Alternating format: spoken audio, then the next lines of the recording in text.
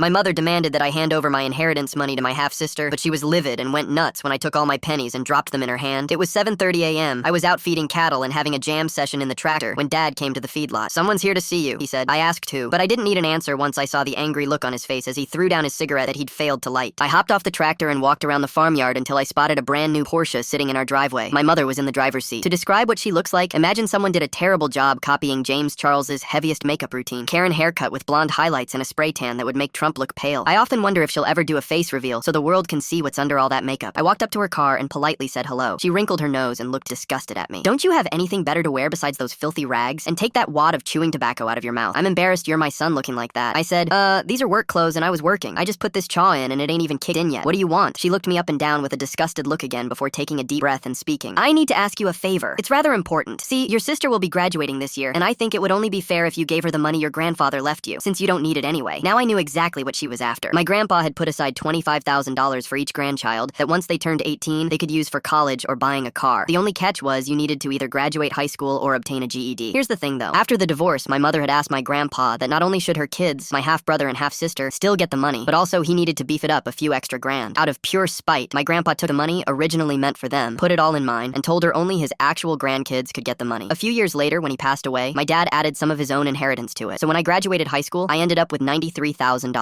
I have since spent $27,000 out of it on a tractor and put the rest in savings, which I add to with my paychecks every month. I looked at my mother standing there in her designer outfit and said, "You want the inheritance?" She smiled like she'd already won. "Yes, your sister deserves it more than you do anyway." "All of it?" "Every single penny," she said confidently. I told her to wait right there. I went inside and grabbed something I'd been collecting since I was 12 years old. A massive glass jar filled completely to the brim with pennies. My dad saw what I was carrying and his eyes went wide before he started grinning ear to ear. I walked back outside and my mother's smile got even bigger when she saw me carrying something heavy. She probably thought it was a duffel bag full of cash or something. "You said you wanted every penny, right?" I asked her. "Yes, now hand it over." I unscrewed the lid and started pouring 25,000 pennies right into her perfectly manicured hands. The first few dozen she tried to catch, but then they just started bouncing everywhere, all over her designer outfit, into her expensive car, rolling across the gravel driveway. She started screaming at the top of her lungs, "What are you doing? I meant the real money." I kept pouring without stopping. "You said every penny. I'm giving you every penny I think you deserve." Coins were bouncing off her shoes, getting stuck in her hair, rolling under her Porsche. She was frantically trying to pick them up while more kept falling. Her spray tan was starting to run from the sweat. "This is only $250. I wanted the $93,000. I finally emptied the last of the jar and set it down. "Should have been more specific, Mother. Those are all the pennies from my inheritance that I'm willing to give you. Technically, you got exactly what you asked for." My dad was laughing so hard he had to sit down on the porch steps. Tears were streaming down his face. My mother stood there covered in pennies, mascara running down her cheeks, screaming about getting lawyers involved and family obligations. I just smiled and said, "Have fun counting them all, and get off our property before I call the sheriff for trespassing." She peeled out of the driveway so fast she left tire marks on the gravel. We were still finding pennies scattered around the yard for weeks afterward.